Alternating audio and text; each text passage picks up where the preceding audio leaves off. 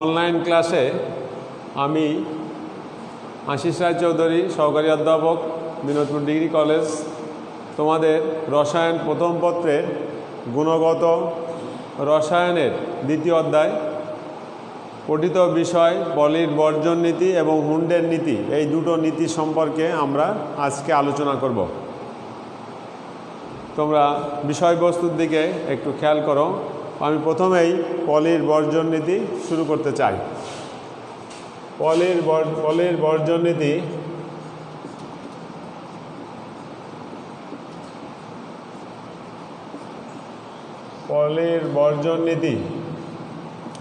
পলির বর্জন নীতি হলো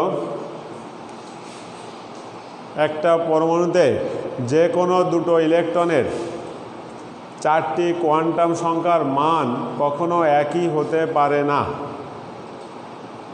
অর্থাৎ একটা পরমাণুতে যে কোনো দুটো ইলেকট্রনের সর্বোচ্চ তিনটে কোয়ান্টাম সংখ্যার মান এক হতে পারে, কিন্তু চতুর্থ কোয়ান্টাম সংখ্যার মান অবশ্যই ভিন্ন হবে। বিষয়টি বিশদভাবে ব্যাখ্যা করার জন্য আমরা একটা উদাহরণের সাহায্য নিতে পারি। যেমন হিলিয়াম পরমাণুর ক্ষেত্রে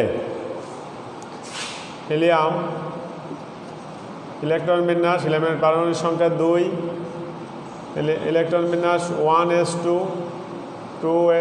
1s2 হিলিয়ামের। এর প্রথম ইলেকট্রনের জন্য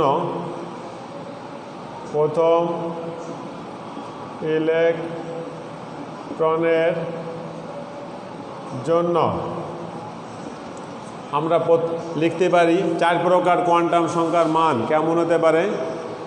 প্রথম ইলেকট্রনের জন্য n এর মান 1, যেহেতু এখানে 1 নম্বর শক্তি স্তরের h উপস্তরে দুটো ইলেকট্রন আছে, তাহলে n এর মান 1।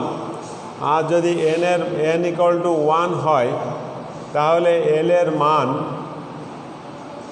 0 হবে। কারণ আমরা জানি l এর মান 0 থেকে n-1 পর্যন্ত। তাহলে n এর মান 1 বসালে এক্ষেত্রে আমরা এরকম জানি যে l এর মান নির্ণয়ের ক্ষেত্রে 0 থেকে n-1 পর্যন্ত। তা যখনই n এর মান 1 বসাবো, তার মানে l এর মান তখন n ইকুয়াল টু 1 হলে l এর মান 0 হয়ে যায়, l ইকুয়াল টু 0 হবে। আবার l ইকুয়াল টু 0 হলে m এর মান 0 হবে। কারণ l এর মান যদি 0 হয়, সেক্ষেত্রে m এর মানটা -l থেকে 0 হয়ে +l পর্যন্ত হয়। তাহলে l এর মান যদি এখানে 0 বসাই, তাহলে -0 0 +0, তার মানে m এর মানটা 0 হবে। তাহলে প্রথম ইলেকট্রনের জন্য n এর মান 1, l এর মান 0 আর m এর মান 0 হবে। এক্ষেত্রে এর স্পিনটা +½ হয়, ঘড়ির কাঁটার দিকে +½ তাহলে দ্বিতীয় ইলেকট্রনটার জন্য কি হবে? দ্বিতীয় ইলেকট্রনটাও n ইকুয়াল টু 1 নম্বর শক্তি স্তরে আছে। তাহলে n এর মান 1 হবে, l এর মান 0 হবে, কারণ দ্বিতীয় ইলেকট্রনটাও 1 নম্বর শক্তি স্তরেই আছে। n ইকুয়াল টু 1 হবে, l এর মান 0 হবে, m এর মান 0 হবে, কিন্তু স্পিনটা ভিন্ন হবে। তাহলে s সমান -½ হবে।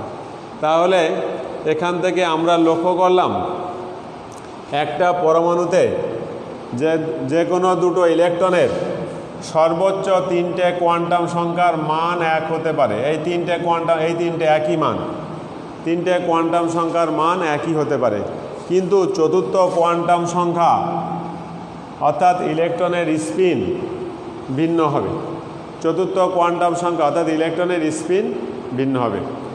তাহলে পলির বর্জন নীতির মূল কথাটা কি দাঁড়ালো?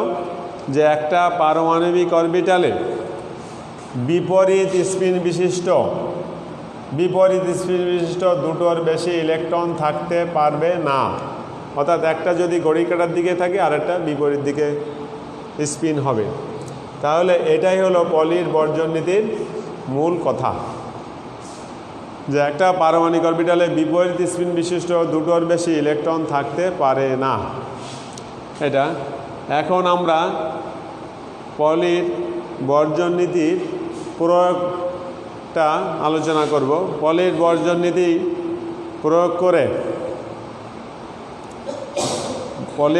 প্রয়োগ করে বিভিন্ন অরবিটালে আমরা ইলেকট্রন সংখ্যা হিসাব করতে পারি। সেটা কি করে করা যায় দেখা যাক। পলির বর্জন নীতির প্রয়োগ।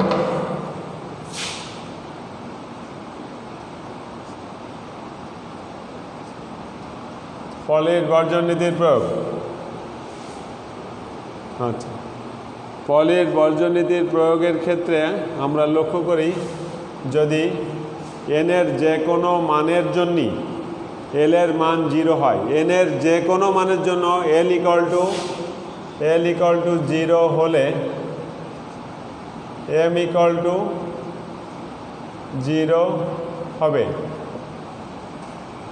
এম এর 0 মান, এম এর 0 হোক, এম এর যে কোনো মানের জন্য যে কোনো এক একটা মানের জন্যই এক একটা অরবিটাল হবে। তা এম এর মান 0 হলে অরবিটাল সংখ্যা হবে একটা। তার মানে এম এর যে কটা মান সে কটা অরবিটাল সংখ্যা নির্দেশ করে। তাহলে অতএব এম এর একটি মাত্র মান থাকায়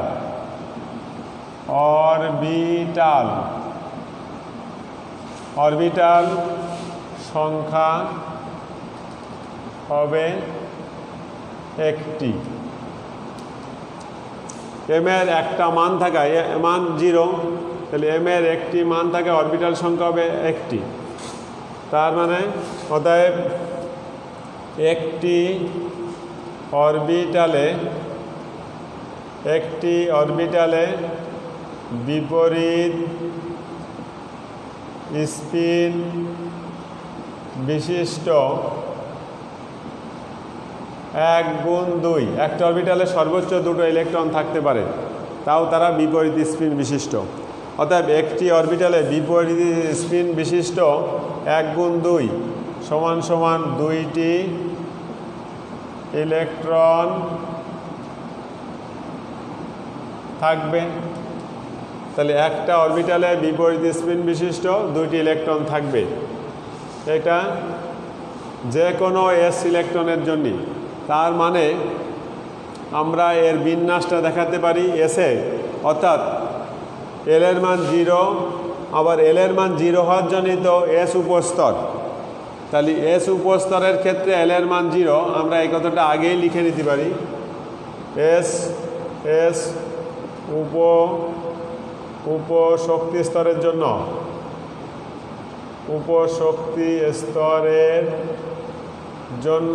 এল এর মান 0, আর এল এর মান 0 বলেই এটা সম্ভব হচ্ছে।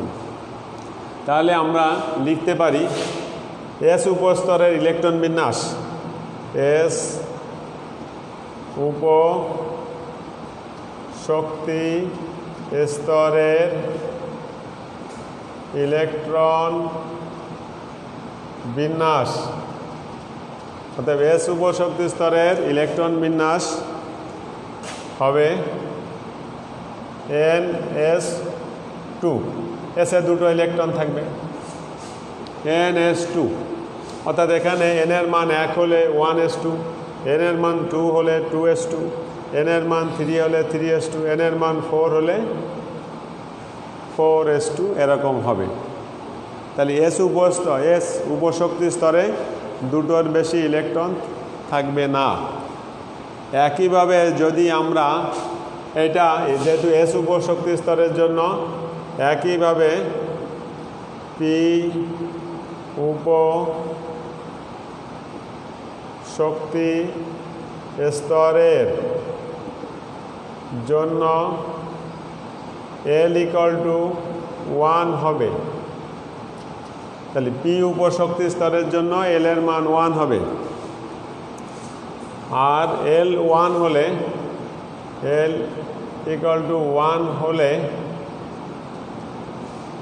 চুম্বক কোয়ান্টাম সংখ্যা m সমান সমান -1 0 +1 হবে, কারণ m এর মানটা -l থেকে 0 হয়ে +l পর্যন্ত এটা হবে, +l পর্যন্ত হবে এটা। তাহলে l এর মান যখন 1 তখন m এর মান 3টি, তাহলে m এর মান সংখ্যায় অরবিটাল সংখ্যা নির্দেশ করে। অতএব m এর 3টি মান থাকায়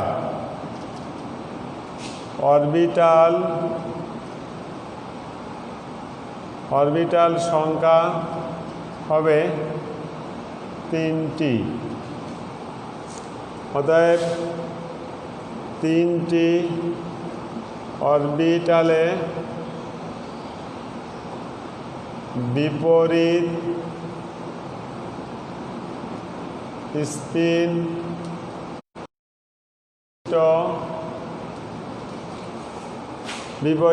বিশিষ্ট 3 গুণ 2 সমান সমান 6টি ইলেকট্রন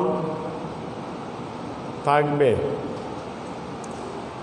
অরবিটাল 3টি অরবিটালে বিপরীত স্পিন বিশিষ্ট 3 গুণ 2 6টি ইলেকট্রন থাকবে। তাহলে আমরা লক্ষ্য করতেছি যে প্রতিটা পি অরবিটালে 6টি ইলেকট্রন থাকবে। তাহলে যে কোনো পি অরবিটালের ক্ষেত্রে পি উপশক্তি স্তর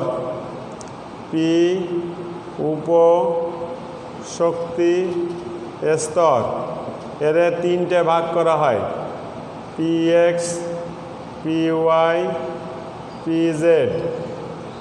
তাহলে এতে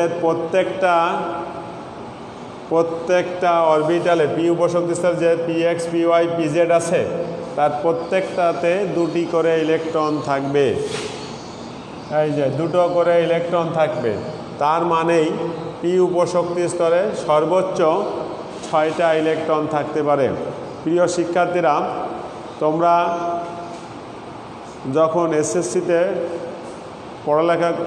এসএসসিতে তোমার বইয়ে যেটা তোমরা শিখেছিলে যে এসে 2টো ইলেকট্রন থাকে, পিতে 6টা, ডিতে 10টা আর এফে 14টা ইলেকট্রন।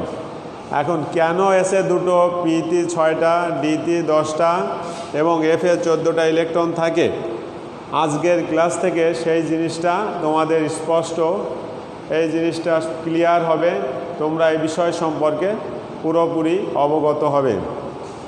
আমরা ইতিমধ্যেই এস অরবিটালে যে 2টো ইলেকট্রন আমাদের মুখস্থ জানা ছিল, এস অরবিটালে এস উপশক্তি স্তরে 2টো ইলেকট্রন থাকে, ইতিমধ্যে দেখানো হয়েছে। পি উপশক্তি স্তরে 6টা ইলেকট্রন থাকে, আমরা সেটাও বুঝলাম। 6টা ইলেকট্রন কি করে থাকে? পি উপশক্তি স্তরে পিএক্সে 2টো, পিওয়াইতে 2টো, পিজেড উপশক্তি স্তরে 2টো, এইভাবে মোট 6টা ইলেকট্রন থাকে। আমরা যদি ডি উপশক্তি স্তরের ক্ষেত্রে বিবেচনা করি, ডি উপশক্তি স্তরের জন্য এল এর মান সর্বদা 2। ডি উপশক্তি স্তরের জন্য এল এর মান হবে এল ইকুয়াল টু 2 হবে।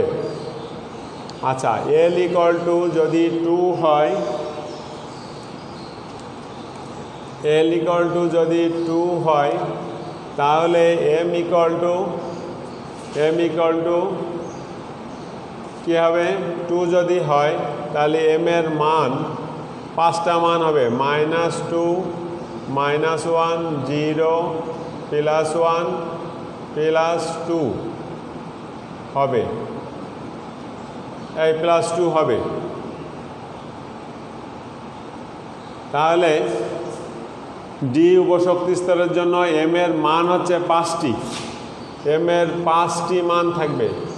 তাহলে 5টি মান থাকায় এম এর ডি উপশক্তি স্তরের জন্য 5টা মান থাকায় অরবিটাল সংখ্যা হবে 5টি মান হবে। তাহলে একটা অরবিটালে যদি বিপরীত স্পিন বিশিষ্ট দুটো ইলেকট্রন থাকে তাহলে পাঁচটি অরবিটালে বিপরীত স্পিন বিশিষ্ট 5 গুণ 2 সমান সমান 10টি ইলেকট্রন থাকবে। 10টি ইলেকট্রন থাকবে। তাহলে এস অতএব এখানে ডি উপশক্তি স্তরের জন্য ইলেকট্রন বিন্যাস হবে, দেখো ডি উপশক্তি স্তরের জন্য ইলেকট্রন বিন্যাস হবে, এই যে ইলেকট্রন বিন্যাস D10, অর্থাৎ ডিতে তোমরা আগে মুখস্থ করেছো যে ডি উপশক্তি স্তরে 10টা ইলেকট্রন থাকে। কেন 10টা থাকে এর জবাবটা এখান থেকে পাওয়া গেছে। ডি উপশক্তি স্তরের জন্য ইলেকট্রন বিন্যাস হবে D10, এইটা অর্থাৎ D10টা কেমন হবে আমরা জানি, ডি অরবিটাল 5টা, DXY, DYZ, DZX, DX² -Y², DZ²। তাহলে প্রত্যেকটা ডি অরবিটালে বিপরীত স্পিন বিশিষ্ট দুটো করে ইলেকট্রন থাকবে। এই যে তাহলে যেহেতু ডি অরবিটাল 5টা, অর্থাৎ 5টা ডি অরবিটালে দুটো করে মোট 10টা ইলেকট্রন থাকবে। এই জন্যই আমরা বলি ডি উপশক্তি স্তরে 10টা ইলেকট্রন থাকতে পারে। সর্বশেষ আমরা এফ উপস্তরের ক্ষেত্রে যদি বিবেচনা করি একইভাবে যদি আমরা এফ উপস্তরের জন্য হিসাব করি তাহলে লক্ষ্য করো এফ উপশক্তি স্তরের জন্য এল এর মান 3 হবে, ডি উপস্তরের জন্য এল এর মান 2 আর এফ উপশক্তি স্তরের জন্য এল এর মান 3 হবে। আচ্ছা, কেন এফ উপস্তর 3 হবে? কারণ আমরা জানি এল এর যে মানগুলা, এল এর মান 0 হলে এস উপশক্তি স্তর, এল এর মান 1 হলে পি উপশক্তি স্তর, এল এর মান 2 হলে ডি উপশক্তি স্তর, এল এর মান 3 হলে এফ উপশক্তি স্তরকে বোঝায়। তাহলে এফ উপশক্তি স্তরের জন্য এল = 3 হবে। আর এল যদি 3 হয় তাহলে এম এর মান -L থেকে +L পর্যন্ত, অর্থাৎ -3, -2, -1, 0, +1, +2, +3, মোট 7টি মান হবে। তাহলে 7টা মান আমরা লিখব, 7টা মান হবে। তাহলে -3, -2, -1, 0, +1, +2, +3, মোট 7টা মান হয়েছে। তাহলে 7টা মান, এম এর মান হচ্ছে 7টি মান থাকায় অরবিটাল সংখ্যা যে কটা মান সে কটা অরবিটাল 7টি, এম এর 7টি মান থাকায় অরবিটাল সংখ্যা হবে 7টি। তার মানে অতএব 7টি অরবিটালে বিপরীত স্পিন বিশিষ্ট 7 গুণ 2, কারণ আমরা জানি একটা অরবিটালে বিপরীত স্পিন বিশিষ্ট দুটোর বেশি ইলেকট্রন থাকে না। তাহলে 7টা অরবিটালে 7 গুণ 2 14টি ইলেকট্রন থাকবে। অতএব এফ উপশক্তি স্তরে অরবিটাল সংখ্যা 7। এই 7টা উপশক্তি স্তরে মোট ইলেকট্রন সংখ্যা হবে 14টি, যেটাকে আমরা ইলেকট্রন বিন্যাসের ক্ষেত্রে লিখি এফ এর সর্বোচ্চ ইলেকট্রন ধারণ ক্ষমতা F14, 14। এফ এ 14-র বেশি ইলেকট্রন থাকতে পারে না, ম্যাক্সিমাম 14টি ইলেকট্রন থাকবে। প্রিয় শিক্ষার্থীরা, তোমরা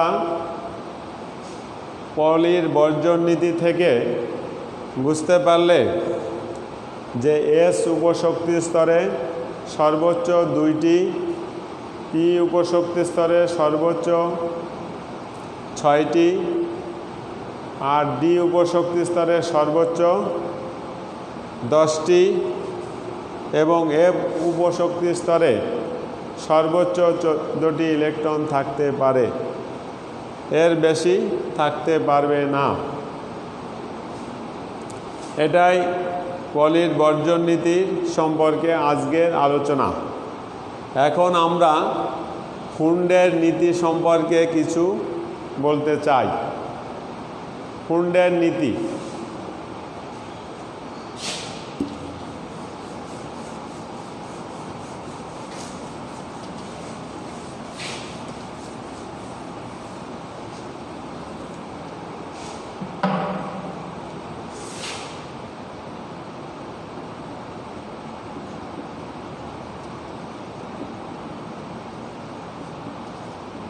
হুন্ডের নীতি। হুন্ডের নীতি, প্রিয় শিক্ষার্থীরা, হুন্ডের নীতিটা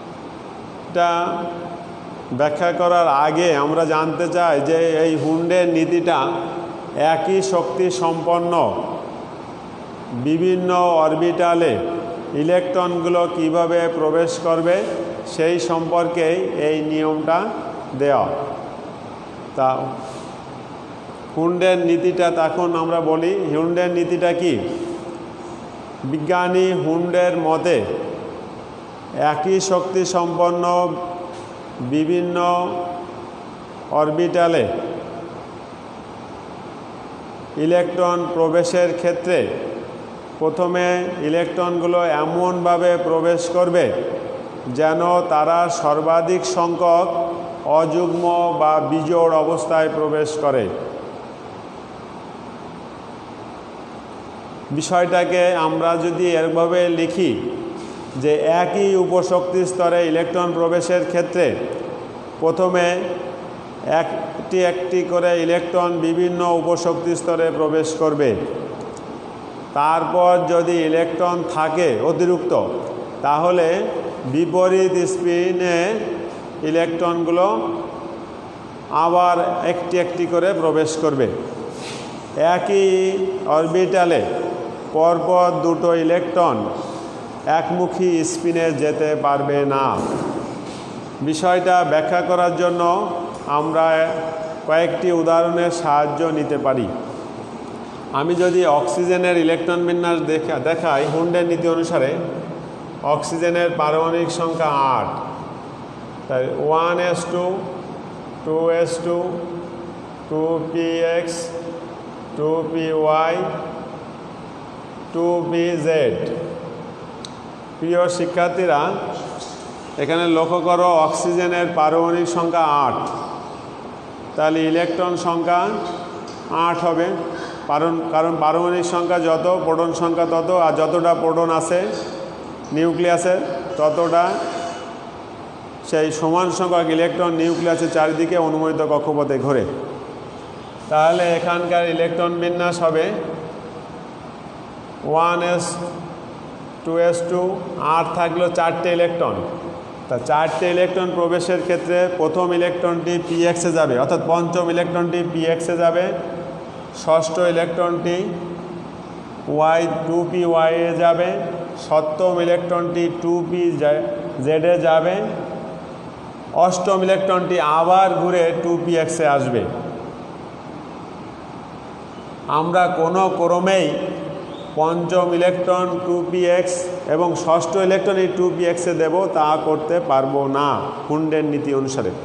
তাহলে হুন্ডের নীতি অনুসারে 8টি ইলেকট্রনের যে বিন্যাসটা হবে সেটা এখানে এক একটা করে প্রথমে একমুখী স্পিনে যাবে, তারপরে ইলেকট্রন থাকলে বিপরীতমুখী স্পিনে যাবে। যেহেতু 8টা ইলেকট্রন সে কারণে 4 আর 3 7টা দেওয়ার পরও একটা ইলেকট্রন থাকবে, এই কারণে 2px অরবিটালে দুটো ইলেকট্রন যাবে আর এতে একটা একটা করে যাবে। এটাকে যদি আমরা স্পিনের মাধ্যমে দেখাই তাহলে বিষয়টা সুস্পষ্ট হবে। 1s, এই যে 2s,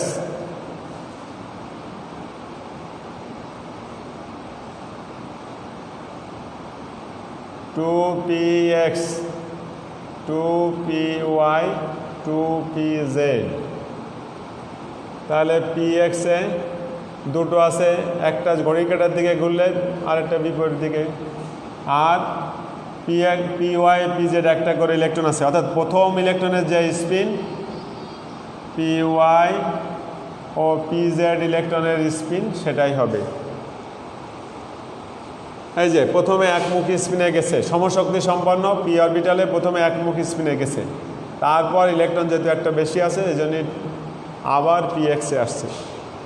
এরপরে যদি আমি ফ্লোরিনের ইলেকট্রন বিন্যাস দেখাতাম তাহলে এখানে আরেকটা যেত, যদি ফ্লোরিনের পর নিয়ন ইলেকট্রন বিন্যাস দেখাতাম তাহলে এখানে 2 বিপরীত স্পিনে যেত। আমরা আরও ইলেকট্রন বিন্যাস দেখাই। ক্লোরিনের ক্ষেত্রে chlorine 17 1s2 2s2 2p6 3s2 3px 3py 3pz। তাহলে এখান থেকে হচ্ছে 6 আর 4 10 আর 2 12 হতে হবে 17।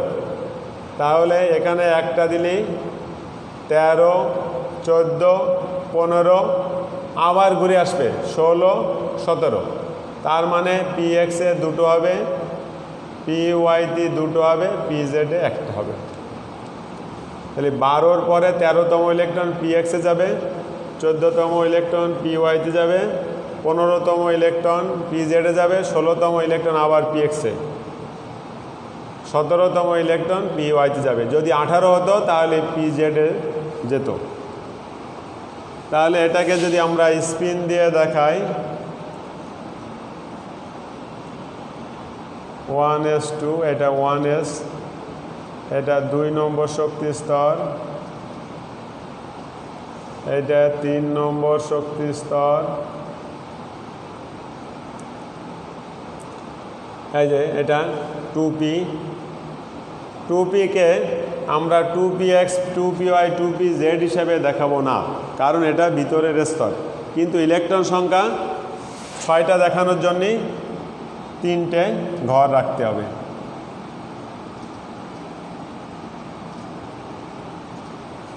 থ্রি এস 3p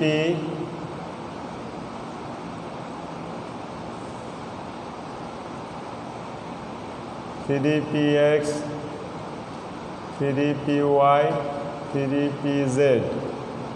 তার মানে এখানে 2 2 1। এইটা হবে হুন্ডের নীতি অনুসারে ক্লোরিনের ইলেকট্রন বিন্যাস। এখানে স্পিন দেখানো হয়েছে, এইটা ক্লোরিনের ইলেকট্রন বিন্যাস। আমরা যদি ডি ব্লক সমৃদ্ধ একটা মৌলের ইলেকট্রন বিন্যাস দেখাই তাহলে আমাদের আরও স্পষ্ট হয়ে যাবে হুন্ডের নীতিটা। তা আমরা এটা ডি ব্লক মৌল, ফর এক্সাম্পল আমরা আয়রনের নিতে পারি। আয়রনের পারমাণবিক সংখ্যা 26। তাহলে এটা 1s2 2s2 2p6 3s2 3p6 3pর পরে 3d আর 4s। তা আমরা জানি আফবাউ নীতি অনুসারে 4sটা আগে বসে আর 3d অরবিটালটা পরে যায়, কিন্তু ইলেকট্রন বিন্যাসের যে নিয়ম সেখানে যাদের কোয়ান্টাম সংখ্যা আগে তাদেরটা আগে দেখানো হয়। সেই হিসাবে আমরা লিখতে পারি 3dতে আমরা এখানে রাখব, কিন্তু ইলেকট্রন 4sে আগে দেব। তাহলে 18 আর 2 20, 8 থাকলো 6টা, সেটা ডি উপশক্তি স্তরে যাবে। তাহলে আমরা যদি এর স্পিন দিয়ে ইলেকট্রন বিন্যাস দেখাই তাহলে 1sে দুটো, 2sে দুটো, 2pতে 6টা, 3sে দুটো, 3pতে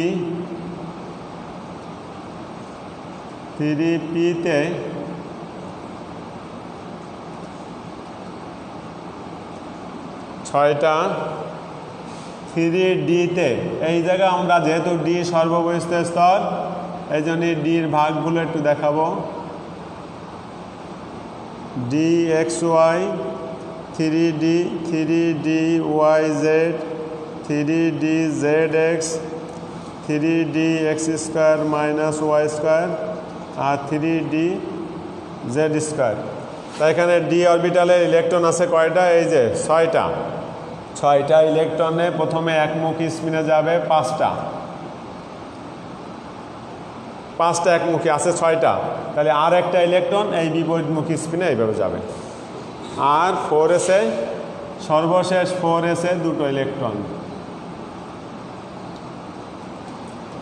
4s-এ দুটো ইলেকট্রন। এইভাবে এই আয়রনের ইলেকট্রন বিন্যাসটা এইভাবে ইলেকট্রন বিন্যাস হবে। প্রিয় শিক্ষার্থীরা, আমরা হুন্ডের নীতি অনুসারে PD অরবিটালে ইলেকট্রন বিন্যাস দেখলাম সর্ববহিস্থ স্তরে। এখানে S উপশক্তি স্তরের কোনো ভাগ নাই, এজন্য S উপশক্তি স্তরের ক্ষেত্রে হুন্ডের নীতি প্রযোজ্য নয়। শুধুমাত্র P উপশক্তি স্তরের 3টি অরবিটাল আছে, D উপশক্তি স্তরের 5টি অরবিটাল আছে, আর F উপশক্তি স্তরের যে 7টি অরবিটাল আছে তাদের ক্ষেত্রেই হুন্ডের নীতিটা প্রযোজ্য। এবং আমাদের কোর্সের ভিতর আমরা SP এবং D অরবিটালে হুন্ডের নীতিতে ইলেকট্রন বিন্যাস দেখলাম। F উপস্তরে অনেক বড় ইলেকট্রন বিন্যাস এবং সেখানে F এর কোনো উপশক্তি স্তরে যে 7টা অরবিটাল আছে এর ভাগ আমাদের এই কোর্সে অন্তর্ভুক্ত না, এটা আমরা পরবর্তীতে জানব। প্রিয় শিক্ষার্থীরা, তোমরা আজকের যে পঠিত বিষয় পলির বর্জন নীতি এবং হুন্ডের নীতি, এই দুটো বিষয় আমার এই পাঠদানের সাথে পাঠদানের সাথে সাথে বইটাও একটু পড়বে। এ বিষয় সম্বন্ধে তোমরা বিস্তারিত অবগত হবে। আমরা পরবর্তী ক্লাসে এই চ্যাপ্টারেরই অন্য একটা বিষয় নিয়ে তোমাদের সামনে হাজির হব। আজকে আমি এই পর্যন্ত এখানেই শেষ করছি। খোদা হাফেজ।